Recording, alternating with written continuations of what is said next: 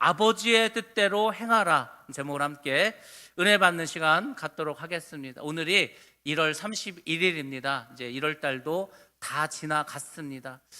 항상 우리가 느끼는 거지만 1월 달은 글쎄 뭐 겨울이고 별로 활동도 하지 않고 또 어쩌다 보니까 지나갑니다. 2월도 마찬가지죠. 더군다나 설이 끼고 해서 2월도 지나갑니다. 그러다 보면 이제 3, 4월이 되겠죠. 그래서 한 해가 또 다 지고 맙니다. 여러분들 시간이 흘러가는데 그냥 놔두지 마시고 흘러가는 시간을 붙잡을 수는 없습니다. 근데 그 흘러가는 시간 속에서 여러분들이 어떻게 주님의 은혜를 나누고 우리가 주님을 만나고 주의 음성을 듣는가, 이것이 참 중요합니다. 그래서 여러분들이 매일 기도하시고 매일 말씀 가운데 은혜 받으시고 그렇게 해서 주님께 더 나아가는 그런 한 해가 되시고 한 달이 되시고 하루가 되시기 바랍니다. 주님이 그걸 원하시는 거예요. 항상 주님은 우리가 주님과 함께 하기를 원합니다. 그렇지 않아요? 부모도 그렇더라고요. 제가 부모가 되다 보니까 자녀들하고 같이 있고 싶어요. 자녀들은 어릴 때는 부모님과 같이 있는 걸 좋아하는데 나이를 먹으면 이제 별로 안 좋아하는 것 같더라고요. 친구가 더 좋은 것 같아. 매일 나가고 없습니다. 하나님은 여러분과 함께 하길 원합니다. 여러분들 늘 주님과 같이 계시고 또 동행하시고 주님이 원하시는 그런 축복된 삶을 살아가시기를 주의 이름으로 축원합니다. 오늘 우리가 읽은 본 말씀은 산상수훈의 결론 부분에 해당되는 말씀입니다. 주님께서 마태복음 5장, 6장, 7장을 통해서 산상수훈에 대해서 말씀하셨는데 오늘 읽은 부분은 7장 말씀이고 또 이제 뒷부분의 말씀입니다. 여기서 주님께서 두 가지를 강조해 주십니다. 그게 뭐냐면 너희가 아무리 훌륭한 신앙 고백을 하더라도 너희가 정말 교회에서 봉사를 많이 하고 직분이 높고 또 예수를 믿는 연수가 높아도 믿음에 합당한 삶을 살지 않으면 안 된다. 이것을 말씀해 주는 거예요. 주님의 결론이 그거라니까요. 예수 믿은 지 오래됐습니다. 내가 교회에서 많은 일을 했습니다. 그것도 중요한데 정말 중요한 건 그래서 너의 삶을 변했냐 이거예요. 그래서 너는 예수를 믿는 합당한 삶을 살아가고 있는가, 그것에 대해서 주님이 강조해 주시고 있습니다. 두 번째로는 하나님의 뜻이 아닌 자신의 기준으로 신앙생활하지 말라는 거예요. 이게 바로 내가 복음이에요. 내가 복음. 이게 참 우리가 신기한 게 예수를 오래 믿다 보면은 하나님의 뜻이 아니고 성경에 있는 사복음서가 아니고 내가 생각해서 내가 믿음대로 내 경험대로 자꾸 생각하고 그렇게 일을 하려고 합니다. 그래서 다 내가 복음으로 빠지는 거예요. 주님께서 그것을 경고해 주고 계십니다. 그래서 이 모든 것을 주님께서 이제 결론 내리시면서 단호하게 말씀하십니다. 하나님의 뜻대로 행하여 천국에 들어갈 수 있다. 딱 결론을 내리셨어. 너희가 하나님 뜻대로 행하라. 너희의 뜻대로 행하지 말고 하나님의 뜻대로 행하야 우리가 천국에 들어갈 수 있다. 입술로만 주여 한다고 해서 천국에 들어가는 게 아니다. 입술로는 우리가 얼마나 주여 외치나요? 그걸로 천국 가는 게 아니라는 거예요. 너희가 선지자 선수했냐? 너희가 나의 권능으로 귀신을 쫓고 병자를 고쳤냐? 그것도 중요한 게 아니라는 거예요. 예수님이 마지막에 뭐라고 하셨죠? 내가 너희를 도무지 알지 못하니 불법을 행하는 자들아 나에게서 떠나가라, 이렇게 말씀하셨습니다. 우리가 신앙생활하면서 꼭 기억하셔야 돼요. 나는 교회를 한다고 하는데, 나는 하나님의 일을 한다고 하는데 그것이 과연 하나님의 뜻인가, 나의 생각인가, 이것을 날마다 판단하시고 기도하시고 하나님의 그 뜻을 기다려야 하십니다. 예수님께서 그래서 비유를 통해서 두 부류의 사람들의 결말을 보여주십니다. 예수님의 뜻대로 하나님 뜻대로 사는 자와 그렇지 않는 사람의 차이를 이렇게 말씀하십니다. 예수님의 말씀을 잘 들었어요. 잘 들었습니다. 그리고 그 말씀대로 행했어요. 그 사람들은 어떤 사람이죠? 그 사람들은 순종하는 사람들이에요. 무조건 순종하는 사람들. 이 사람들은 하나님께서 축복을 내려주십니다. 하나님께서 그분들에게 은총을 베풀어 주십니다. 그래서 그 사람들은 반석 위에 집을 지은 자가 됩니다. 반석, 그 단단한 바위. 그 단단한 바위가 뭐죠? 예수님의 그 믿음 위에 집을 세운 사람들은 천국에 집이 있는 거예요. 왜? 예수의 이름 위에 집을 세웠으니까. 우리가 천국 가면 다 집이 있다고 했잖아요. 제가 집이 있어요. 예수님이 우리의 집을 짓고 있습니다. 어떤 사람들이 그러면 천국에 집을 짓는가? 예수의 이름이에요. 예수의 반석 위에 짓는 사람들은 다 천국에 집이 있습니다. 근데 또 이런 사람들이 있습니다. 말씀은 들었는데 행하지 않는 사람들이 있습니다. 행하더라도 자기 생각대로 행하는 거. 그런 사람들 어떤 사람인지 아세요? 돌짝밭에 뿌려진 씨앗과 같은 사람입니다. 길가에 떨어진 씨앗과 같은 사람들입니다. 믿음이 자라지 않는 거예요. 맨날 똑같은 거예요. 그런 사람들은 모래 위에 집을 지은 자가 됩니다. 모래 위에 집을 지었어요. 비가 오고 상수가 나고 바람이 불면 다 무너져 버리는 거예요. 그러니까 집을 짓긴 졌는데 무너져 버리면 무슨 의미가 있겠어요? 주님께서는 우리에게 말씀하십니다. 너희가 하나님의 말씀을 잘 들어라. 하나님의 뜻이 무엇인지 잘 분별해라. 그리고 행하라. 이렇게 말씀하십니다. 오늘 우리가 읽은 이 본 말씀 제목을 한번 잘 보시면 두 가지 중요한 게 나옵니다. 첫 번째는 하나님의 뜻이라는 게 나오고, 그 다음엔 행하라라는 그 말이 나옵니다. 사실 우리는 이 본문의 말씀을 많이 들었습니다. 그런데 우리는 어디에다가 방점을 뒀냐? 행하라는 그 말에 초점을 맞췄습니다. 근데 사실 주님께서 본문에서 강조하신 것은 하늘에 계신 아버지의 뜻, 그 아버지의 뜻에 사실은 방점을 두고 말씀해 주신 것입니다. 하나님의 뜻이 무엇인지 먼저 알으라는 거예요. 아니, 많이 하면 뭐해? 많이 하면 내가 서울을 가야 되는데 세상에 제일 빠른 KTX를 타고 부산 쪽을 향해 가. 열심히 갔는데 뭐 하죠? 서울하고 더 멀어져 있는 거예요. 방향이 중요하다니까요. 내가 하나님의 일을 하면 하나님의 뜻을 따라야지 인간의 뜻을 따르면 절대로 안 된다는 것입니다. 내가 도대체 무엇을 하고 있는가, 그것을 꼭 깨달으시기 바랍니다. 그래서 주님께서 말씀하시잖아요. 아버지 하나님의 뜻이 무엇인가? 우리가 율법대로 잘 행하고 선한 일을 많이 하고 그래서 천국 가는 거, 그게 하나님의 뜻인가? 아니에요. 그것도 아닙니다.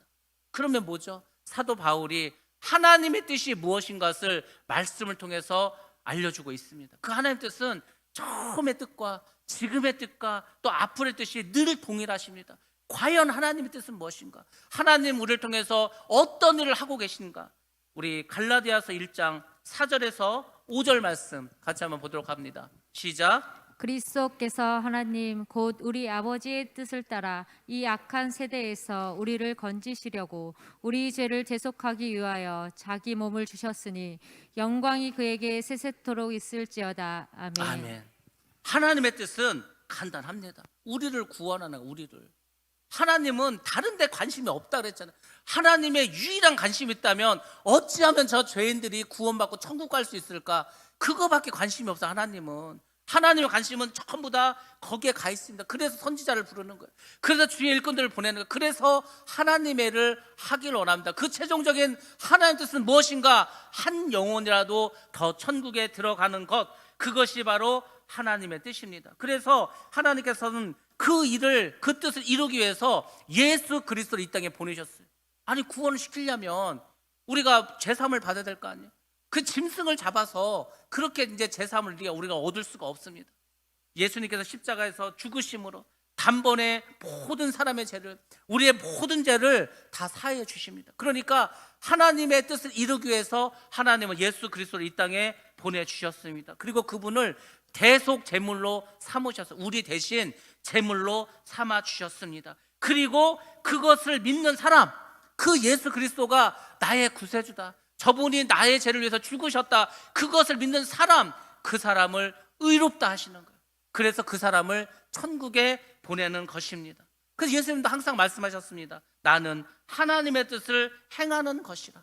예수님께서 기도하실 때 늘 이렇게 기도하십니다. 아버지의 뜻대로 되기를 원하나이다. 나의 원대로 마옵시고 아버지의 뜻대로 되기를 원하나이다. 이것이. 그래서 여러분들이 하나님의 뜻을 바로 알으셔야 됩니다.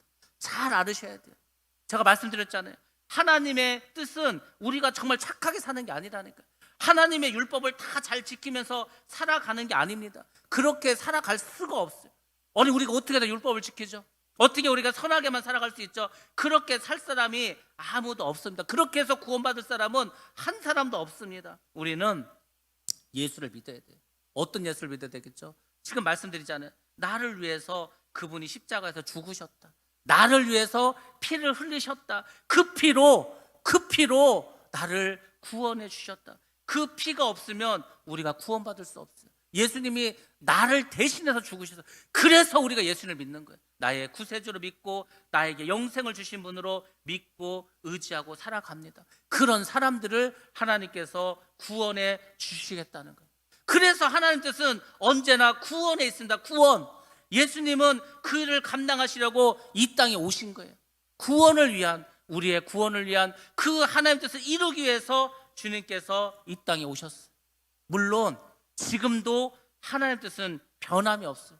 하나님 뜻은 절대 안 변한다니까. 어떻게 하면 한 영혼이라도 더 구원할 수 있을까? 어떻게 하면 더 천국으로 보낼 수 있을까? 늘 거기에 관심이 있어요. 그래서 이런 비유를 이제 말씀해 주고 있습니다. 마태복음 18장에 보면은 잃은 양 비유가 있어요. 잃은 양. 어떤 목자가 양을 치는데 100마리 양을 치고 있습니다. 근데 세상에 그 중에 한 마리가 길을 잃어서 없어져 버렸어요. 그러면 그 목자는 99마리 그 양보다도 잃어버린 그 양에 늘 관심을 갖는 거예요. 늘 신경을 쓰는 거예요. 아니, 생각해 보세요. 산에서 그 양이 길을 잃어버렸어요. 그러면 그 양의 운명은 정해져 있습니다. 다른 그런 육식동물이 와서 잡아가든지 아니면은 뭐 절벽에 떨어져 죽든지 먹을 게 없어서 굶어 죽든지 그렇게 되는 거예요. 우리가 이렇게 교회 안에 들어와서 하나님께 예배드리고 하나님의 백성으로 살아가는 거 얼마나 귀하고 얼마나 아름다운지 모릅니다. 그러니까 여기에 있는 여러분들도 하나님께서 늘 사랑하시고 늘 은혜를 주십니다. 근데 하나님의 마음속에서는 또 생각하는 거예요. 이 교회 밖에 있는 영혼들, 아직도 예수를 몰라, 아직도 세상으로 살아가고 있어. 하나님은 그 결말을 알고 계세요. 왜? 하나님의 심판대에 딱 오는 순간 그 사람 지옥행이에요. 예수의 피가 있나요? 구원을 받았나요? 영생함을 받았냐? 없어. 아무것도 없어. 그러면 그 사람은 지옥 가는 거예요. 그러니까 하나님은 어찌하든지 한 영혼이라도 천국에 가야 되는데, 한 영혼이라도 천국에 가야 되는데, 그래서 우리가 전도하는 거예요. 그래서 복음을 전하는 겁니다. 아니, 여러분의 가족이, 여러분의 형제가, 여러분의 부모가, 여러분의 자녀가 지옥 간다고 생각해 보세요. 제가 어제 가정예배를 드리면서 그런 얘기를 했습니다. 나는 바라는 게 하나밖에 없다. 그게 뭔지 아세요? 우리 온 가족이 다 천국 가는 거다. 아니, 그거보다 소중한 게 있냐고. 네가 뭐 잘 돼서 출세해서 유명한 사람이 돼서 돈 많이 벌고 잘 되고 뭐 그래도 좋겠지만, 그거는 그냥 이 세상에서 일이고, 진짜 중요한 거, 가장 중요한 거, 꼭 해야 될 게 있다면 우리 온 가족이 다 천국 가는 거다. 우리 온 가족이 다 천국 가서 천국에서도 우리가 만나서 기쁘고 행복하게 살아가는 거, 그게 나의 유일한 소망이다. 하나님도 마찬가지. 하나님도 아니, 하나님이 우리에게 뭘 바라시겠어? 어차피 이런 다 하나님 아시는데, 하나님은 우리를 보시고요, 뭐 이렇게 원하는 게 없어요. 그냥 예수 믿고 천국 가라, 그거밖에 없다니까. 그게 하나님의 뜻이에요. 왜? 그분은 우리의 아버지가 되시잖아요. 그분은 우리를 만드셨잖아요. 우리를 만드시고 우리의 부모인데 그 자녀가 지옥 간다고 생각해 보세요. 어떻게 될 건가? 그래서 우리가 전도하고 선교도 하는 겁니다. 제가 어제 그 학장님하고 통화를 했어요. 그래서 이제 이런 얘기 저런 얘기 하다가, 우리가 그동안 이제 동남아 쪽으로 이제 많이 선교를 했어요. 저도 이제 동남아 쪽으로 많은 일을 했습니다. 근데 그분이 그 얘기를 하는 거예요. 지금 아프리카 쪽이 할 일이 많다는 거예요. 아프리카에 그 한국에 가서 이제 공부했던 그 학생들이 있어요. 자기 나라로 돌아갔습니다. 거기서 이제 학교와 고아원을 세웠어요. 학교와 고아원을 세웠다고 막 엄청 큰 게 아니에요. 그냥 건물 하나 이렇게 해서 하는 건데, 근데 중요한 거는 이 고아원인데 얘네들이 부모가 있어요. 부모가 있는데 부모들이 자녀들 양육을 안 하는 거예요. 뭐 먹을 것도 없고 돈도 없는데 애들은 많은 거예요. 그러니까 방치해 두는 거예요. 그러니까 다 애들이 그냥 길바닥에 사는 거예요. 먹을 것도 없고 누가 보호해 주지도 않고. 그런 아이들을 데려다가 먹을 것을 주고 또 글씨를 가르치고 복음을 전하는 일을 하는 거예요. 그게 다 뭐죠? 다 돈이 있어야 되는 거예요. 근데 후원이 별로 없다는 거예요. 그래서 아프리카를 우리가 많이 살려야 된다는 거예요. 제가 한번 생각해 봤어요. 하나님의 마음은 어디에 있을까? 하나님의 눈은 어디를 향하고 있을까? 하나님께서는 지금 어떤 생각을 하실까? 풍요롭고 잘 먹고 잘 사는 그 나라에 있는 성도들을 볼까? 아니면 아프리카, 저 동남아시아 핍박받고 있는 그런 그 백성들, 거기에 주님의 마음에 가 계실까? 당연히 어렵고 힘든 곳에 주님의 마음이 가 있겠죠. 왜? 그것이 바로 아버지의 마음이니까. 그래서 우리가 그런 마음을 가지셔야 돼요. 하나님의 뜻은 다른 게 있는 게 아니에요. 그러니까 여러분들 신앙생활하는 목적이 뭐냐? 예수를 전하는 거라니까요. 복음을 전하는 거예요. 그래서 한 영혼이라도 더 지옥에 가지 않고 천국에 갈 수 있도록 여러분들 일하셔야 되는 거예요. 마귀의 사명은 딱 하나라니까요. 어찌하든지 믿는 자라도 넘어뜨려서 지옥 보내라는 게 마귀의 일이에요. 근데 제가 말했잖아요. 마귀는 열심히 일하고 있다니까요. 한 영혼을 지옥 보내기 위해서 얼마나 열심히 공격하고 있는지 몰라요. 믿는 자들도 계속 공격합니다. 근데 믿는 우리는, 하나님의 자녀인 우리는 과연 한 영혼을 위해서 그렇게 마귀도 한 영혼 지옥 보내기 위해서 10번, 20번, 100번 찾아가서 하는데, 우리는 그렇게 하고 있는 거예요. 여러분들이 한 영혼도 포기하지 마시기 바랍니다. 저 사람은 안 돼. 아이고, 저 사람은 예수 안 믿어. 저 사람은 어떤 사람인데. 그런 사람도요, 죽음의 순간을 맞이하잖아요. 그러면 누군가 예수를 전하면 믿어요. 그 마음이 열린다는 거예요. 왜? 죽기 전에는 영안이 열리는 거예요. 악하고 시커먼 것들이 막 다가오는데 두려운데 예수 안 믿겠어요? 정말 부끄러운 구원이라도 받으려고 하는 거예요. 예수님 옆에 있었던 그 강도처럼 마지막 순간이라도 예수를 그주로 믿고 구원받을 영혼들이 아직도 많이 있습니다. 여러분들 정말 주님의 그 마음을 가지시고 이 복음을 전하기 위해서 열심히 그렇게 살아가시기 바랍니다. 그 주님 말씀하시는 거예요. 그 잃어버린 어린 양을 위해서 목자가 얼마나 애타게 찾고 있는가. 마태복음 18장 14절 말씀 우리 같이 한번 보겠습니다. 시작. 이와 같이 이 작은 자 중에 하나라도 있는 것은 하늘에 계신 너희 아버지의 뜻이 아니니라. 아멘. 하나님의 뜻은 언제나 우리의 구원에 있습니다. 그렇죠? 하나님은 항상 우리가 천국 가길 원합니다. 길 잃어버리지 않길 원하는 거예요. 여러분들 신앙생활 하다가 길을 잃어버릴 수 있어요. 그러면 빨리 돌아오셔야 합니다. 주님은 우리 모두가 다 천국에 가서 천국 백성으로 살아가기를 원하고 계세요. 그럼 어떻게 하서든지 하나님이 일하시는 거 한번 보세요. 세상에 하나님 한 영혼을 구하기 위해서 얼마나 많은 일을 하신 줄 아세요?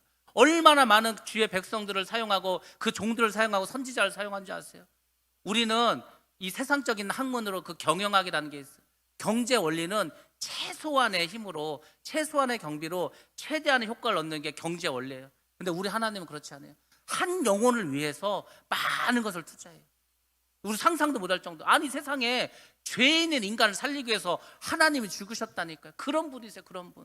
하나님은 한 영혼을 천국 보내기 위해서는 엄청난 일을 하십니다. 많은 희생을 하십니다. 그것이 바로 하나님의 사랑입니다. 어떻게 해서든지 천국에 보내기 위해서 하나님도 애쓰고 계시는 거예요. 하나님도 힘을 주십니다. 우리를 도와주십니다. 그래서 여러분들이 믿음 생활을 하실 수 있는 거고 여러분들이 복음을 전해야 될 그 사명을 예수님이 천국에 그 하늘로 올라가시면서도 우리에게 맡겨주신 사명입니다. 우리가 하나님의 뜻과 예수님을 믿는 것에 대해서 잘 기억을 하셔야 돼요. 잘 정리를 하셔야 돼요. 내가 하나님의 뜻이 무엇인지 알고 싶다. 내가 예수님을 믿는 게 무엇인지 알고 싶다. 그러면 여러분들 이 생각을 잘 하시기 바랍니다. 우리가 잘 아는 아더 핑크라고 하는 그런 목사님이 계십니다. 이분이 이것에 대해서 잘 정리해 주신 말씀이 있습니다. 아버지의 뜻을 행한다는 것이 무엇을 뜻하는 것일까? 분명히 그것은 그 뜻을 따라 온전하고 결함 없이 실천하는 것이라는 뜻은 아니다.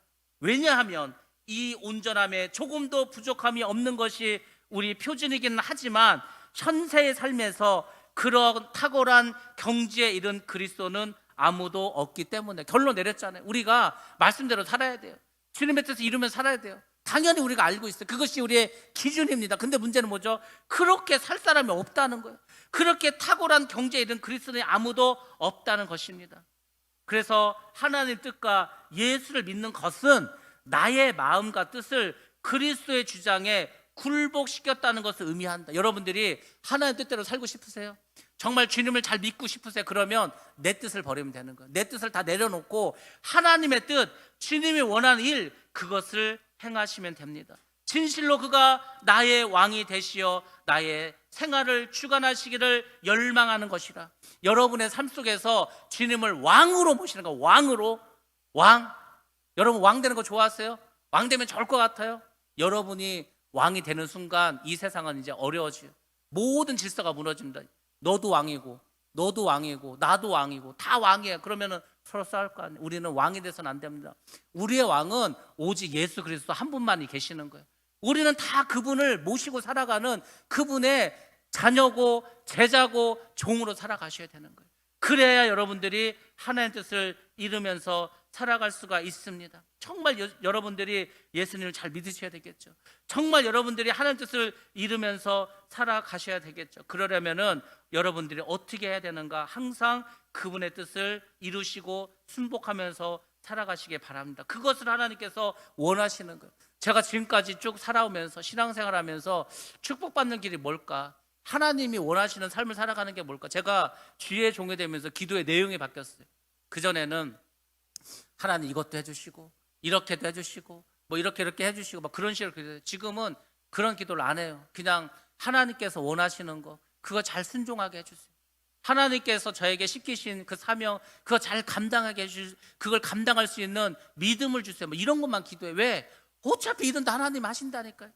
우리는 그냥 순종만 하면 되는 거예요. 하나님이 시킨 대로 하면 된다니까요. 그러면은 일은 다 하나님이 하시는 거예요. 하나님 영광 받으시는 거예요. 내가 할 게 별로 없어요. 우리가 뭘 할 수 있겠어요? 우리는 그저 하나님께 내어 맡기고 하나님 주신 그 말씀에 순종하고 그 뜻대로 살아가기만 하면 됩니다. 그게 신앙생활이에요. 그게 믿음 생활이에요. 주님께서 그걸 원하십니다. 아이고 그렇게 자기 생각도 없고 자기 뜻도 없고 그렇게 종처럼 살아가면 뭔 재미가 있어. 살아보시라니까요. 그 안에 자유함이 있어요. 그 안에 기쁨이 있습니다. 그 안에 진정한 그리스도의 사랑을 여러분 체험할 수가 있는 거예요. 제가 오늘 이상 목사님의 간증을 여러분들에게 말씀드리려고 합니다. 이 삶 속에서 하나님이 어떻게 그분의 뜻을 이루어가는가, 하나님은 우리가 어떻게 살아가기를 원하는가, 결국 하나님께서는 어떻게 역사를 주관해 가시는가, 이것에 대해서 이제 말씀해 주고 있습니다. 여러분들 이 이상 목사님의 간증을 들으시면서 야, 정말 하나님 이렇게 일하시는구나 한번 경험해 보시기 바랍니다. 이상 목사님은 할아버지가 목사님이세요. 아버지도 목사님이십니다. 어머니는 신학을 하신 분이에요. 이분들이 다 저 북한에서 신앙생활을 하신 분들입니다. 이제 6.25 전쟁 때 남한으로 내려오신 분들이에요.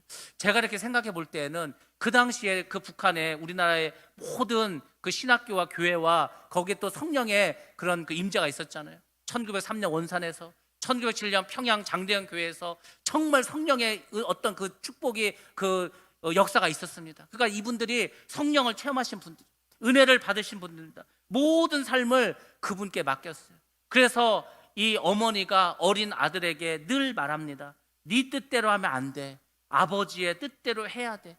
어린 자녀에게, 어린 자식에게 늘 그렇게 가르쳐 왔습니다. 그래서 어린 시절에 말씀하시는 건 이제 글을 읽게 되니까 성경을 읽으라는, 성경을. 그래서 이때 목사님의 나이가 7살이었다고 합니다. 이분이 1945년생이에요. 이때가 이제 52년이었습니다. 7살이었어요. 한국전쟁 중이었습니다. 근데 그 어머니가 7살 때 성경을 읽으라고 하는 거예요. 성경을 안 읽으면 밥을 안 주는 거예요.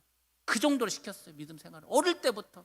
제가 이렇게 가만히 생각해 보니까 부모님이 어릴 때부터 귀에 못이 박히도록 했던 그 이야기 있잖아요. 그거대로 순종하고 그거대로 살아간 사람은 다 성공할 수 있어요.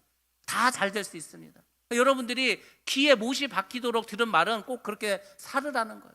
성경 읽으라. 얼마나 중요한 말이에요. 성경 읽었습니다. 주의 뜻대로 살아가려고 노력을 했습니다. 7살밖에 안 됐는데, 근데 그 7살 때 어머니가 이야기하는 거예요. 너 가야 할 나라가 있어. 너 가야 할 나라가 있어. 7살밖에 안 된 아들에게. 어디요? 이렇게 물어볼 수 있죠. 근데 이 목사님은 어디요라고 묻지도 않았어요. 왜? 뭘 물어본다는 것은 불순종을 의미하는 거예요. 그래서 묻지도 않아요. 예 어머니. 아니 뭐 어디로 갈지도 모르는데 예 어머니, 이렇게 대답을 했어요. 그러면서 이제 어머니가 얘기합니다. 네가 가야 할 나라는 몽골, 그리고 소련, 중공, 그리고 잠시 머뭇거리는 거예요. 그리고 고개를 뒤로 돌리는 거예요. 그 약간 흐느끼면서 말합니다. 북한. 예 어머니.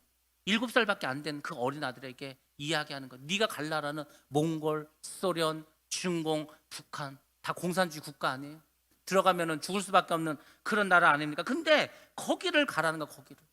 그렇게 하고 이제 10년의 세월이 흘렸습니다. 10년 동안 아무 말이 없었어요. 17살이 되었습니다. 17살이 되었어요. 1962년이 되었습니다. 그때 또 한 말씀 하시는 거예요.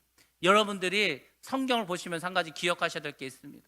오늘 갑자기 70대가 된 아브라함에게 하나님께서 나타나셨어요. 네가 너의 본토, 친척, 아비집을 떠나서 내가 지정한 땅으로 가거라, 이렇게 말했어요. 그렇게 하고 그 이후로 하나님이 날마다 나타나서 말씀하신 줄 알아요? 아니라니까요. 한참을 말씀 안 하셔요. 어느 날 갑자기 나타나시는데 내가 너에게 아들을 주겠노라, 이렇게 말씀하십니다. 하나님이 어떤 중요한 말씀을 여러분에게 하시잖아요. 그러면은 그걸 막 장황하게 말씀도 안 해요. 짧게 말씀하세요. 그리고 매일 말씀하는 것도 아니에요. 그냥 그걸로 끝이에요. 그럼 여러분들 그 말씀을 가지고 기도하시면서 묵묵히 그냥 나아가는 거예요. 그게 하나님 뜻이라고 믿으시면은 계속해서 순종하면서 나아가야 합니다. 10년의 시간이 흘렀어요. 그 어머니가 또 말합니다. 미국에 가면 네가 미국 시민권을 딸 수 있다. 미국 시민은 북한에 갈 수 있다. 그러니까 너 미국으로 가라, 이렇게 말하는 거예요. 17살 된 아들에게. 그 나이가 좀 먹었으니까 이제 질문을 한번 한 거예요. 어머니에게. 뭐 무슨 돈으로 미국 가죠? 이렇게 얘기해요. 무슨 돈? 지금 이분들이 할아버지도 아버지도 목사예요. 집에 돈이 없습니다. 그 당시에 얼마나 이 목사들의 그런 목회자들의 삶이 어려웠겠어요. 그 목사님이 얘기하는데 자기는 집에 집에 선풍기가 있는 걸 보고 깜짝 놀랐다가 친구 집에 갔는데 그 집에 세상에 선풍기가 있어. 이분은 선풍기는 어디 무슨 관공서나 있는 줄 알았어. 근데 세상에 부자 친구 집에 갔더니 그 집에 선풍기가 있는 거야. 이분은 평생을 어린 시절에 너무너무 가난하게 살았어요. 그러니까 미국 가면 당장에 비행기 타고 가야 되는데 거기 뭐 무슨 경비는 어떻게 하죠? 또 가서 무슨 돈으로 생활하죠? 돈이 하나도 없는데 어머니가 말하는 거야. 그래, 우리가 돈이 없지. 이 집이 어떻게 사셨는지 아세요? 세상에 교회에 거지들이 막 오는 거예요. 전쟁이 끝나고 먹을 게 없으니까 그래도 교회 가면 뭐가 있다고 막 거지들이 오는 거예요. 근데 뭐 교회에 쌀이 있어요? 돈이 있어요? 없잖아요. 그러니까 이 어머님이, 이 사모님이 세상에 자기 피를 파는 거예요. 피를 팔아서 그걸 쌀을 사가지고 거지들만 먹이는 거예요. 근데 그것도 하루 이틀이지. 미국 가는데 피 팔아서 보낼 수 있어요? 할 수 없지. 그래서 이 어머니가 이 아들에게 그러는 거예요. 너 이제 미국에 가야 되는데 나하고 같이 나가자는 거예요. 그래서 이제 아들을 데리고 이제 서울 시내 이제 전차를 타고 시내 쪽에 내렸어. 그리고 이제 이렇게 걸어가던 너 잠깐 기다리라는 거예요. 30분 정도 후에 돌아옵니다. 그러더니 다른 데를 가보자는 거예요. 또 다른 데를 가는 거예요. 그러더니 또 이제 한 30분에 나오는 거예요. 그렇게 한 4군데를 갔습니다. 그렇게 이제 저녁이 될 때까지 다 이제 시간이 지났어요. 집으로 걸어옵니다. 그때 이제 어머니가 물어보는 거야. 너 내가 어디 갔는지 궁금하지 않냐? 그러니까 이제 그때 목사님이 그렇게 말했다고 합니다. 궁금하지 않아요. 왜? 어차피 하라는 대로 내가 할 거기 때문에. 그렇지 않아요? 뭐 어머니가 죽으라면 죽어야 되고 가라면 가야 되고 그런 판인데 내가 뭘 궁금할 것도 없다는 거예요. 그때 그 어머니, 그 사모님께서 이렇게 말씀하십니다.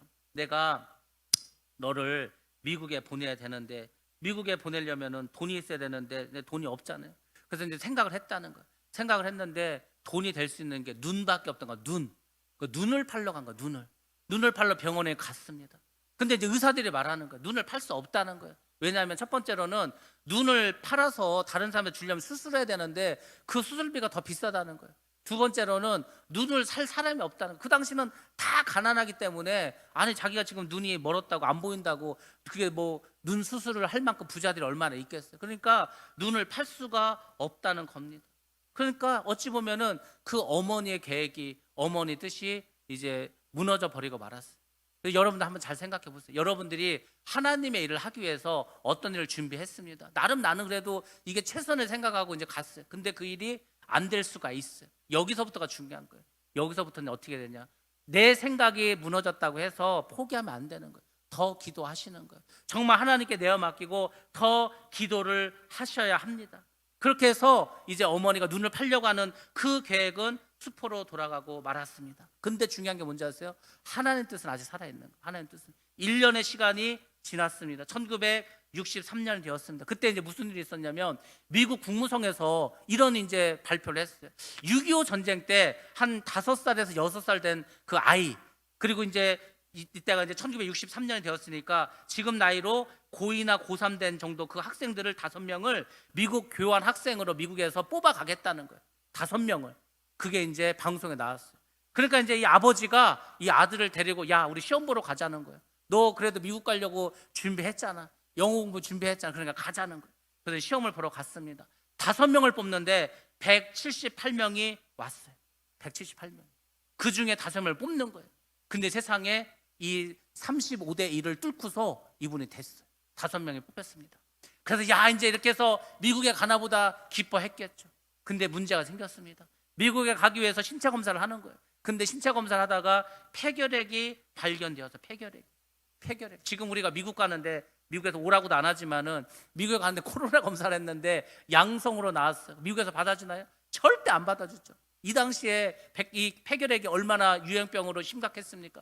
걸리면은요 낫지도 않아요. 약도 많이 먹어야 돼요. 죽을 수도 있어요. 폐결핵 환자를 미국에서 받아주겠어요? 절대로 안 받아주지. 그래서 이분이 폐결핵 때문에 가지 못했습니다.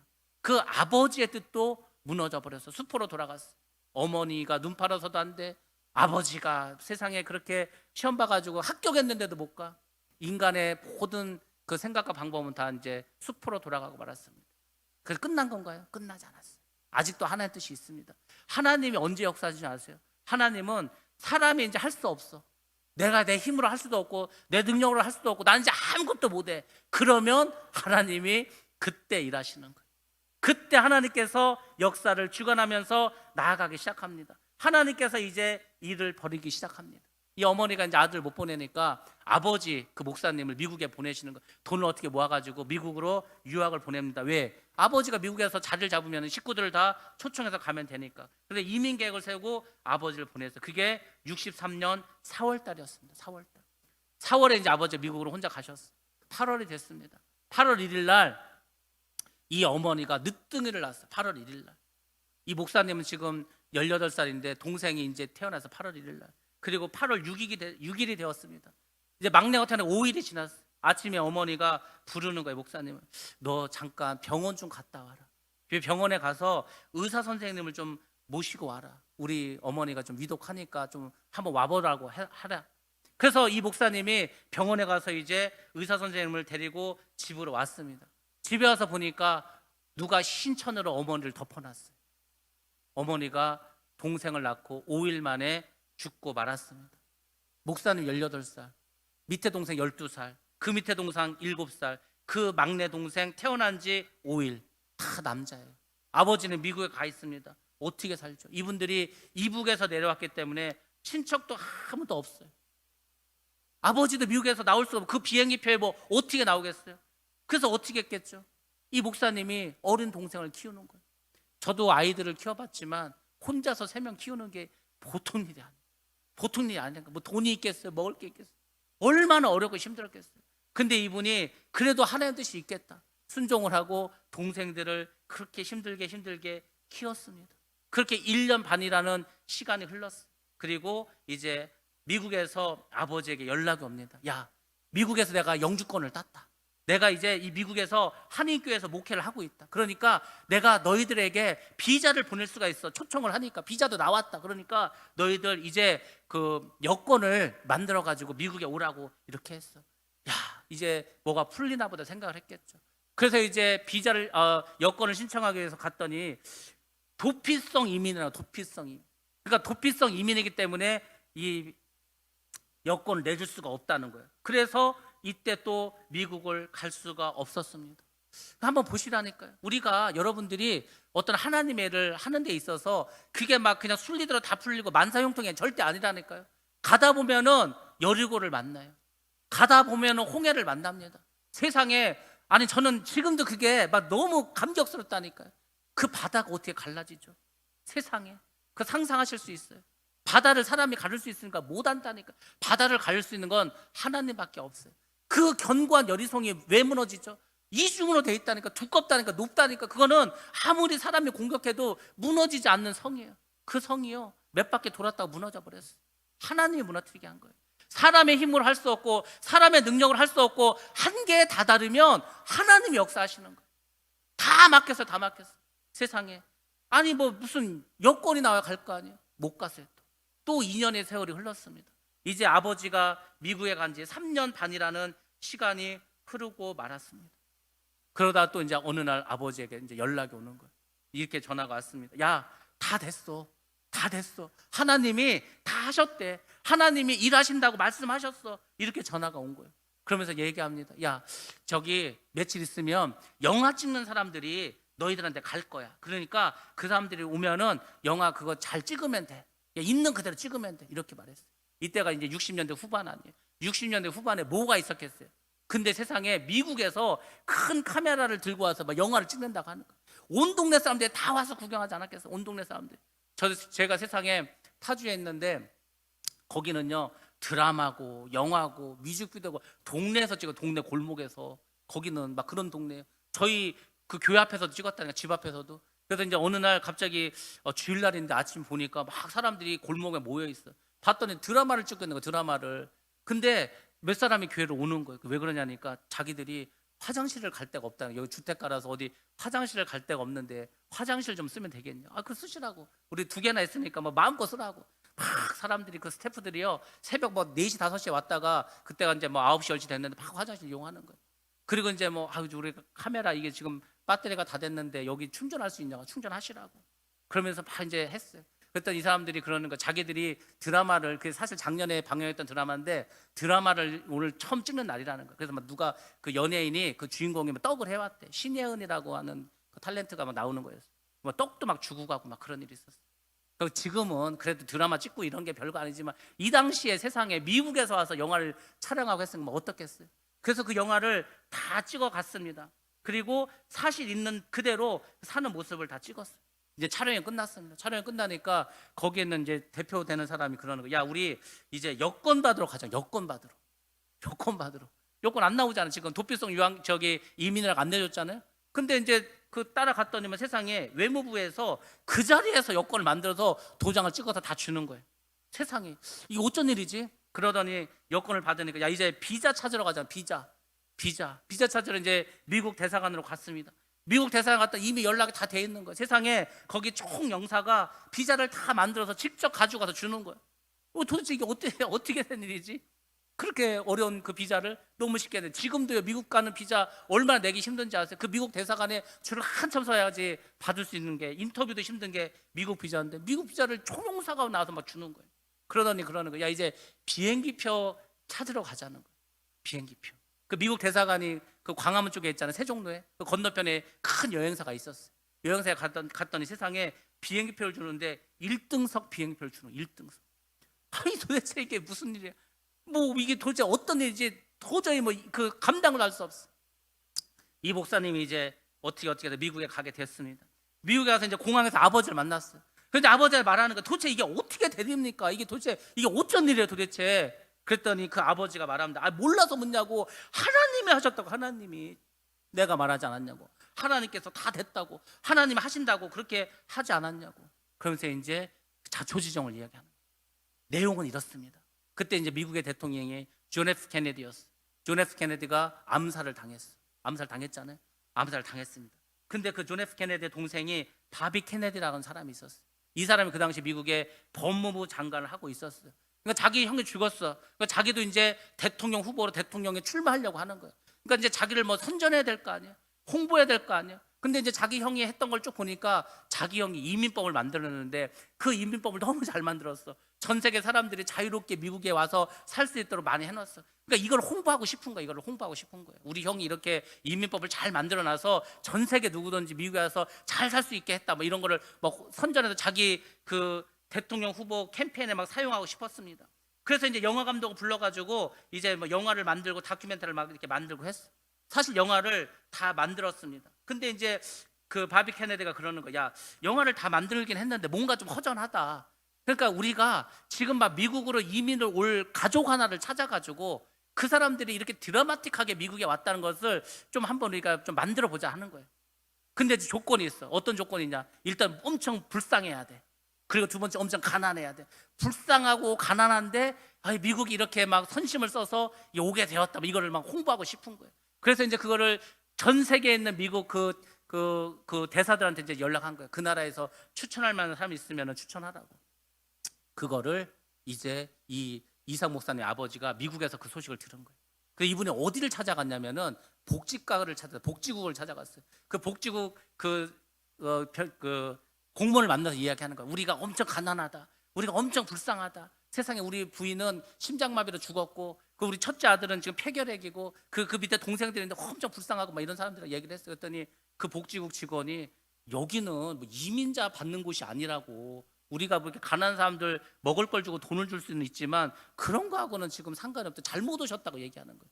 그래서 이제 딴 데 가서 알아보라고 하는 거예요. 그래서 이제 이 아버지가 실망을 하고 잘못 왔나 보다 하고 나가려고 하는데 그때 이제 하나님 일을 하시는 걸 보시라니까요. 우리 하나님이 이렇게 일을 하십니다. 그래서 이제 그 아버지가 나가는데 갑자기 하나님이 그 미국 공무원에게 말하는 거예요. 야, 너 내가 보낸 사람을 빈손으로 돌려보내? 이 얘기를 하는 거예요.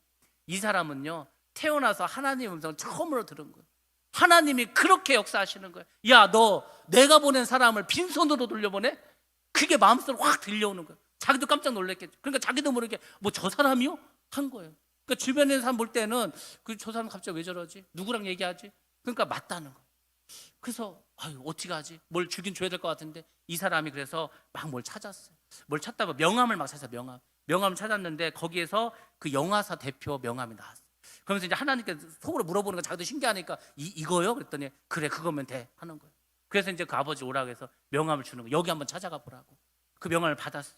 근데 아버지가 딱 보니까 이건 무슨 영화사 무슨 그거 이거는 지금 내가 필요 하나도 내가 지금 영화 찍을 것도 아닌데 영화사 감독 그 명함 몸필하게 있어요. 그걸 찢어버리려고 했는데 세상에 그 사람 쳐다보고 있는 거야. 그 공무원이. 그러니까 찢지도 못하고 알았다가 주머니에 넣고 주차장으로 갔어요. 주차장 가서 이제 시동을 걸고 집으로 오려고 했어요. 근데 이 차가 너무 좋은 차라서 시동을 걸면은 10분이 지나 차가 움직이는 거예요. 워낙에 오래된 차고 그런 차라서 10분 동안 뭐 하겠어요. 그래서 이제 꺼내서 봤어. 봤더니 뭐 영화사인데 주소도 있고 한 거예요. 그래서 이제 한번 가보자. 그래도 뭐 줬으니까. 그래서 이제 아버지가 그 영화사를 찾아가는 거예요. 영화사 갔더니 그 감독이 있는 거예요. 그래서 감독을 만나가지고 그 얘기를 하는 거예요. 내가 이래 해서 왔다고. 그러니까 자기도 연락을 받았다는 거예요. 그 복지국에 있는 그 공무원이 자기한테 전화를 했다는 거예요. 그래서 이 이야기를 쫙 들어보니까 세상에 엄청 불쌍해, 엄청 가난해. 그래서 이 영화 감독이 바비 케네디한테 전화를 하는 거야. 지금 어떤 사람이 왔는데 내가 얘기를 들어보니까 너무 불쌍하다는 거야. 너무 가난한 사람이라고. 그래 물어 도대체 어느 사람이냐니까 사우스 코리아 한국 사람이라고. 한국 사람이 더 좋다는 거죠. 왜? 한국은 미국이 전쟁에서 도와준 나라 아니야. 세상에 그 전쟁에 도와줬던 그 동맹 국가에서 이렇게 가난하고 이렇게 불쌍한 가족들이 이 미국으로 이민 오게 됐다고 얼마나 선전하기 좋겠어요. 됐다고 하는 거예요. 근데 갑자기 또 하나 물어보는 거예요. 조건에도 없었던 걸 하나 물어보는 거예요. 그 바비 케네디가 영화 감독에게 물어봅니다. 그 사람들 혹시 못생겼냐고. 그랬더니 이제 그 감독이 글쎄 모르겠다. 사진을 못 봐서 내가 못 보겠. 그 애들이 못생겼는지 모르겠다. 그래서 이제 아버지한테 물어보는 거예요. 그 당신의 아이들이 못생겼습니까? 그랬더니 그 아버지가 말하는 거예요. Yes, they are. 예, 그들은 못생겼습니다. 자기 아들이 못생겼다고 이야기를 하는 거예요. 그러니까 그 감독이 다시 바비 케네디에게 말하는 거죠. 아, 애들도 못생겼다고 합니다. 그러면 더 잘 됐다는 거예요. 그럼 얼마나 이게 선전용을 좋겠어요. 그래서 이제 오케이가 되고 그래서 이제 모든 일이 해결되기 시작했습니다. 여권 어떻게 만들었는가? 그 바비 케네디가 바로 우리나라 그 당시에 총리에게 전화한 거. 정일권 그 총리에게 전화를 해서 이 사람들 우리가 미국으로 이게 이민 오게 할 거니까 여권 내주라고. 그래서 만들어 준 거예요. 비자는 어떻게 만들었는가? 바비 케네디가 법무부 장관에 법무부가 이민국을 다 관할하고 있는데 당연히 비자 내주겠죠. 그러면 비행기표는 어떻게 1등석을 타게 됐는가? 그때 페남이라고 하는 항공사가 있었어요. 미국 항공사인데 그 미국 항공사가 자기네 회사 그 로고만 그 다큐멘터리에 이렇게 한번 싹 비춰만 주면 우리가 1등석 자리를 주겠다는 거예요. 그래서 이런 일들이 다 해결돼서 결국은 미국으로 가게 됐습니다. 물론 미국에 가게 돼서 거기서 이제 준비를 하고 중국으로 들어가고 북한으로 들어가고 그래서 결국 하나님의 뜻을 이루게 되었습니다. 한번 잘 보세요. 이 어머니도 이 아버지도 이 목사님도 하나님의 일을 준비하고 계획하고 따라갔어요. 근데 가면 막히는 거예요. 가면 넘어지는 거예요. 가면 뭔가 담이 생기는 거예요. 강을 만나는 거예요. 바다를 만나는 거예요. 안 돼. 하나도 안 돼. 근데 중요한 것은 이분들이 좌절하지 않았어요. 낙심하지 않았습니다. 하나님의 뜻은 반드시 이루어진다. 하나님이 영혼을 구하는 일에 지금 이 일을 하고 계시는데 이걸 하나님께서 해결해 주지 않겠는가? 그 믿음이 있는 거예요. 그러니까 기도한 거예요. 제가 말했잖아요. 우리가 기도할 때 그냥 우리는 하나님의 뜻이 정말 부족하지만 저를 통해서 하나님의 뜻이 이루어지길 원합니다. 그래서 정말 하나님 뜻이 이루어지도록 제가 모든 것을 내려놓고 오직 주님만 섬기면서 정말 주님의 말씀에 순종하면서 그렇게만 살아가게 해 주옵소서. 그러면 우리가 뭐 이것도 저것도 구할 것도 없어. 이 모든 것을 더하여 주시라. 먼저 그의 나라와 그의 일을 구하라. 그래야면 이 모든 것을 너에게 더하여 주리라. 주님은 그렇게 말씀하셨습니다. 여러분들이 정말 하나님의 나라, 하나님의 의, 하나님의 뜻 이것을 먼저 구하시고 믿음으로 나가시기 바랍니다. 하나님은 그 나머지는 다 해결해 주십니다. 결국 하나님 뜻대로 이분이 북한에 가게 됐습니다. 복음을 전하게 됐습니다. 결국 하나님은 그 하나님 뜻을 이루어 주셨습니다. 여러분들이 어떤 일 다 해결되면은 꼭 그걸 생각해 보세요. 결국은 일은 하나님 하셨다는 것을 반드시 깨닫게 됩니다. 내가 한 것 같지만 별로 한 게 없습니다. 제가 지금 이 자리에 와서 이렇게 말씀을 전하잖아요. 저는 여기 오는데 한 일이 하나도 없어요. 다 하나님 하셨다니까요. 제가 뭐 한 게 없어요. 저는 그냥 어떻게 이렇게 하나님이 불러서 이렇게 오게 된 거예요. 오게 됐다니까요. 하나님 하신 하나님이 우리가 뭐 사람이 뭘 할 필요가 없어요. 하나님 모든 걸 계획하시고 하나님께서 모든 걸 이루어 주십니다. 중요한 건 뭐냐? 우리가 그 하나님 뜻에 순종하는가? 정말 그 말씀대로 살아가는가? 그걸 주님께서는 원하고 계십니다. 그래서 하나님의 일은 항상 이렇게 이루어집니다. 로마서 8장 28절 말씀 같이 한번 보겠습니다. 시작. 우리가 알거니와 하나님을 사랑하는 자 곧 그의 뜻대로 부르심을 입은 자들에게는 모든 것이 합력하여 선을 이루느니라. 아멘. 하나님을 사랑하는 자, 그 뜻대로 부르심을 받은 자, 이 사람도 어떻게 한다는 거죠? 하나님께서 모든 것을 합력해서 그 하나님의 뜻을 그 사람들 통해서 이루어 주십니다. 오늘날 여러분들이 왜 예수를 믿고 왜 교회 성도가 되고 중직이 되고 집사가 되고 그렇게 하나님 일꾼이 되었는가? 다른 게 없어요. 하나님의 뜻을 이루기 위해서. 그 하나님의 뜻은 영혼을 구하는 일입니다. 그 영혼을 구하는 일에만 여러분들이 매진하시기 바랍니다. 그게 하나님 뜻이니까 그것만 생각하세요. 저도 그것만 생각하고 왔다니까요.